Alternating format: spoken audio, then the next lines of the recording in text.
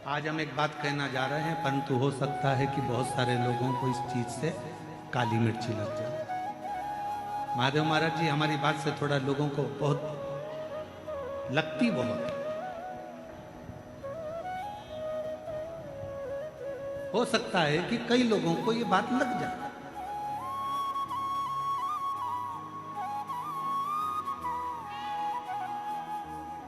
आज के समय के बच्चे आपकी बिल्कुल नहीं सुनते। 100 बच्चों में से 10 बच्चे ऐसे होंगे जो अपने माँ बाप की सुनते होंगे, बाकी के 90 की तो हम गारंटी ले रहे हैं नहीं सुनते। आज के जमाने के बच्चे आपकी नहीं सुनते। आज के जमाने के बच्चे आपकी नकल करते हैं। क्या करते हैं? जम के बोलो जरा, नकल।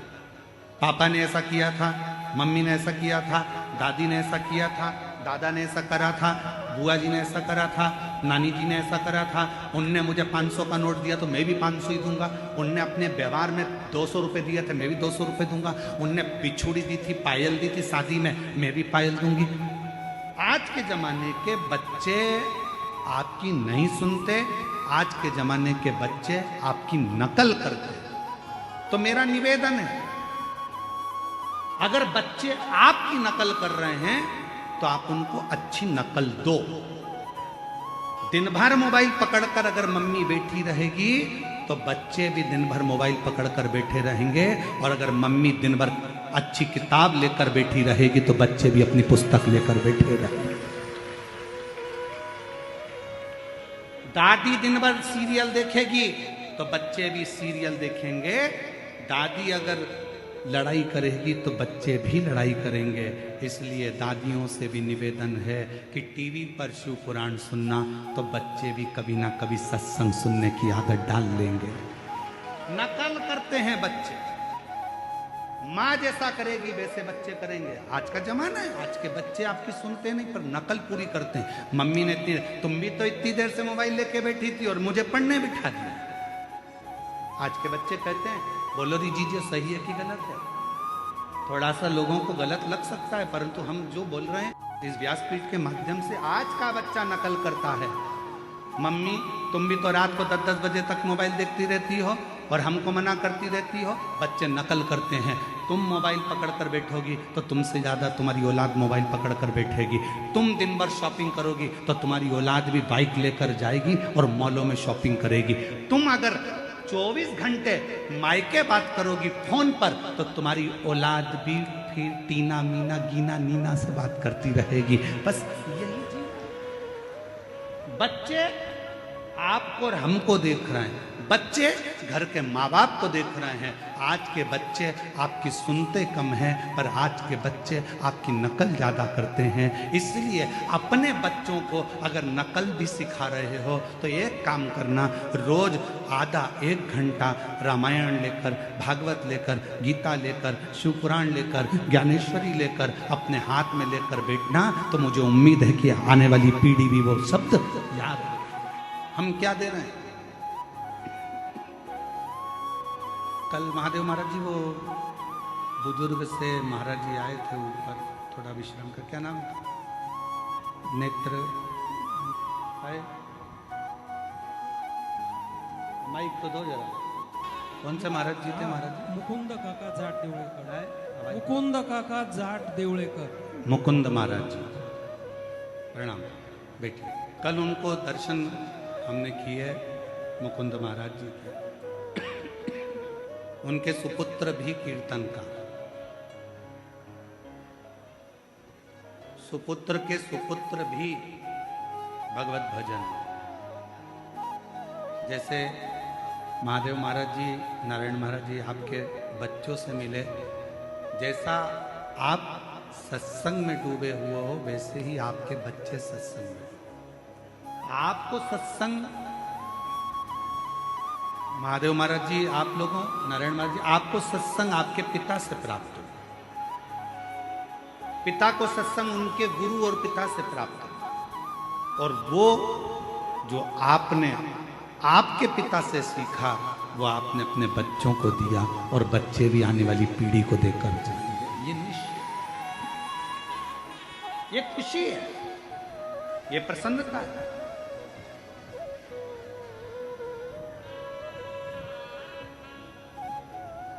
आज के जमाने की शिक्षा भी आपने अपने बच्चों को दी है,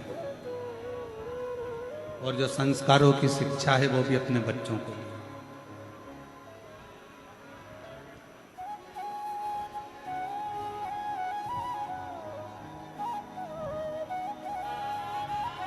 नकल करते हैं बच्चे, माँ को देखेंगे, पिता को देखेंगे, घर के बड़ों को देखेंगे, बुजुर्गों को देखेंगे तो उनको देख के नकल करेंगे। देखो, हर माता पिता को अपने बच्चों के ऊपर विशेष ध्यान देना चाहिए। आपके बच्चे फोन यूज करते हैं तो कहीं आपके बच्चे गलत राह पर ना जाए, मोबाइल यूज करके गलत मार्ग पर ना चलें, इस बात को हर माता पिता को विशेष ध्यान देना चाहिए। देखो, बच्चों को शिक्षा देना जितना जरूरी है ना, उतना ही संस्कार देना भी जरूरी है। कई बार माता पिता विचार करते हमने अपने बच्चों के लिए बढ़िया पढ़ाई करवाया, अच्छे से अच्छा स्कूल में हम एडमिशन करके आए हैं, खुश हो जाते हैं, हमारे पास धन है, जैसा चाहे जैसे चाहे अच्छे स्कूल में हम बच्चों को डाल सकते हैं। इस बात से माता पिता खुश है। लेकिन आपने अपने बच्चों को स्कूल में तो एडमिशन करके घर आ गए और आप निश्चिंत हो रहे हैं कि शिक्षा मिल रहा है। स्कूल में, कॉलेज में बच्चों को शिक्षा अवश्य मिलेगा, जैसा चाहे वैसा एजुकेशन आप बच्चों को दे रहे हैं, दे सकते हैं क्योंकि आपके पास धन है। लेकिन गरीब व्यक्ति भी अपने बच्चों के लिए अच्छे से अच्छा एजुकेशन देने की कोशिश करते, दिन रात मेहनत करके भी बच्चों को पढ़ाई अच्छा देना चाहते हैं। लेकिन मेरा ये निवेदन आप लोगों से है, जितने भी माता पिता हैं, चाहे आप कितने बड़े अमीर हैं या फिर कितने गरीब हैं, अपने बच्चों के ऊपर अवश्य ध्यान दीजिएगा।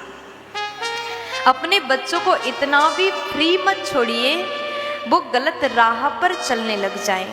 इसलिए समय समय पर माता पिता को चाहिए अपने बच्चों के ऊपर नजर रखें। आपका बालक कहाँ जा रहा है, क्या कर रहा है, कैसे लोगों के साथ में दोस्ती कर रहा है, इस पर भी थोड़ा ध्यान दीजिएगा।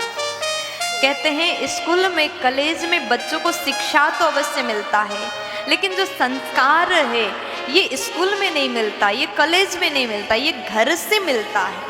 इसलिए हर माता पिता को चाहिए अपने बच्चों को सुंदर संस्कार दें।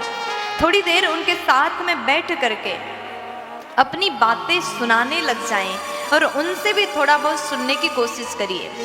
कई बार क्या होता है, माता पिता अपने बच्चों को इतना फ्रीडम देते हैं, बच्चे समझ ही नहीं पाते कि हमारे माता पिता हम पर भरोसा करते हैं, नहीं करते हैं। उनको लगता है कि माता पिता तो विश्वास करते, हम चाहे कुछ भी कर लें, और धीरे धीरे वो गलत मार्ग पर चलने लग जाते हैं। इसी प्रकार बच्चे संगत के प्रभाव से कुसंग में लग करके बीड़ी, गुटखा, सिगरेट आदि नशा युक्त पदार्थ का सेवन भी करने लग जाते हैं। इसलिए चाहिए कि हर माता पिता को समय समय पर बच्चों को साथ में बिठा करके उसके साथ में थोड़ा सा बैठना, टाइम देना।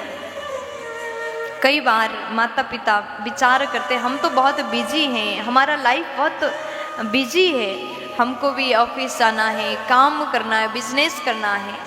इन सब के चक्कर में कहीं ना कहीं हम बच्चों पर ध्यान नहीं दे रहे हैं, और यही समय में बच्चे बिगड़ जाते हैं। पता भी नहीं चलता कि बच्चा कब आपके हाथ से निकल गया, कब गलत मार्ग पर चलने लगा।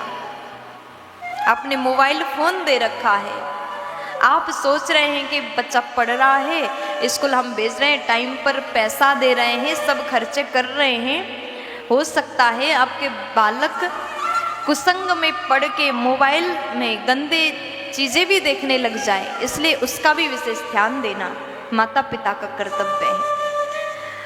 संस्कार ऐसा दीजिए बच्चों को बताइए कि बड़े बुजुर्ग का सम्मान कैसे करना है, माता पिता का सम्मान कैसे करना है। एक माँ को चाहिए, अगर आप रसोई घर संभालती हैं, अतिथि के आने पर अपनी बेटी को बुला करके रसोई में हाथ बटाने के लिए उसको भी बोलिए।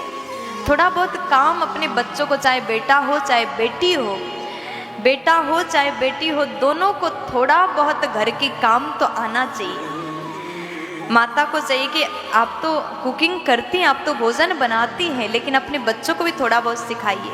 भविष्य में हो सकता है आप अपने बच्चों को कहीं दूर हॉस्टल में भेजें या फिर कहीं किराए से रह करके दूर शहर में पढ़ाई करने के लिए भेजें, तो उस समय स्वयं भोजन बनाना भी पड़ सकता है। इतना चीज़ें छोटी छोटी घर की जो छोटे मोटे काम होते, भोजन बनाना, साफ सफाई करना, ये छोटी छोटी चीज़ें बच्चों को भी अवश्य सिखाएं, संस्कार दें। अतिथि सेवा माँ करती हैं तो बच्चों से भी करवाएं। अगर आप ऐसा करते हैं तो आपके बच्चे सदैव आपके आदेश का पालन करते हैं। तो मैंने अभी आपसे निवेदन किया, बच्चों पर माता पिता का विशेष ध्यान होना चाहिए। चाहे आप बच्चों के लिए कितना खर्च करिए, नज़र हमेशा बच्चों के ऊपर आपको रखना चाहिए। शिक्षा के साथ में संस्कार का होना भी अति आवश्यक है। प्यार से बोलो राधे राधे। यदि हम एक एक जन अपने को सुधारना शुरू करें तो लगता है बहुत सुधार हो जाएगा। हम अपना सुधार करें। माता पिता ही भ्रष्ट आचरण कर रहे हैं, माता पिता बच्चों के सामने शराब पी रहे हैं, बच्चों के सामने जो नहीं बोलना चाहिए, नहीं करना चाहिए, तो बच्चे क्या करेंगे?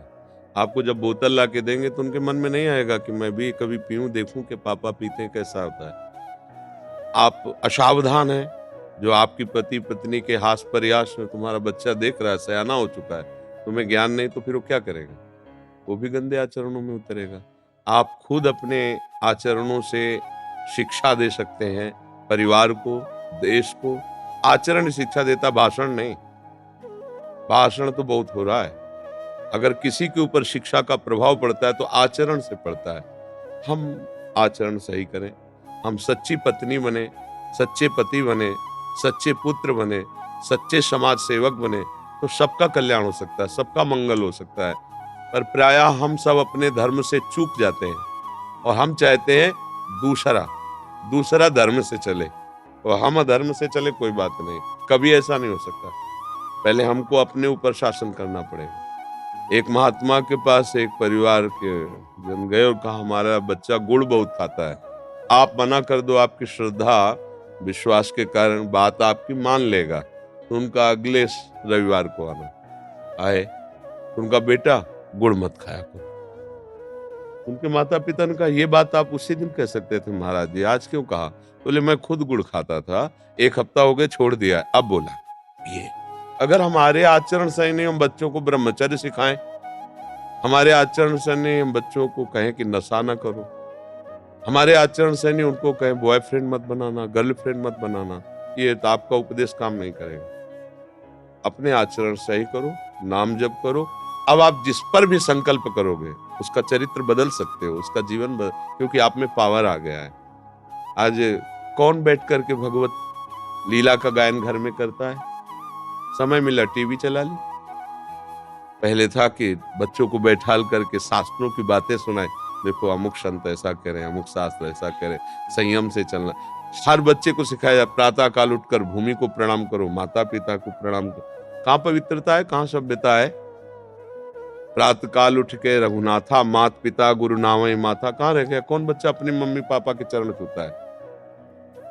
जब हम धर्म का ही पालन नहीं करेंगे और हम ये सोचे कि पीछे की जो अन्य देश हैं उनकी बातें हमारे में आ रही हैं, वो कहीं नहीं आ रही हैं, हम खुद स्वीकार करते तब आ रही हैं, ऐसे कैसे आ जाएंगी?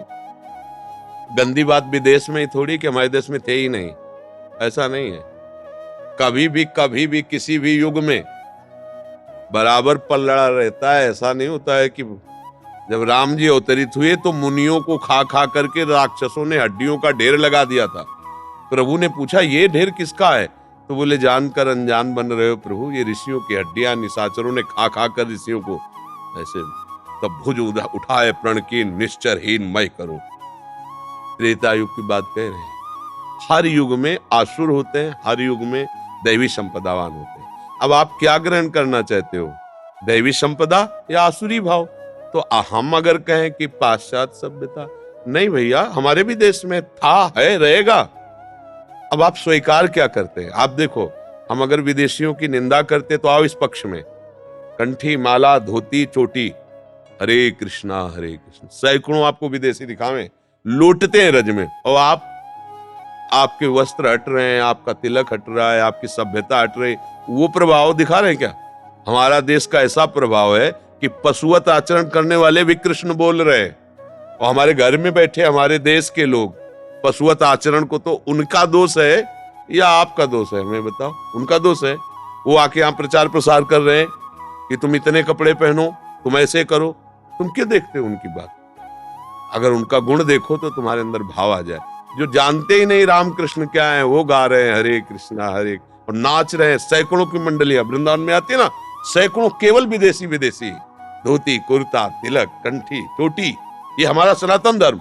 वो हम, हमारी गलती है, हम अपने आचरण को सुधारें। जब तक हम स्वयं अपने आचरण नहीं सुधारेंगे तो ना बच्चों को उपदेश दे सकते हैं, और ना हम पड़ोसी को सुधार सकते हो, ना देश को।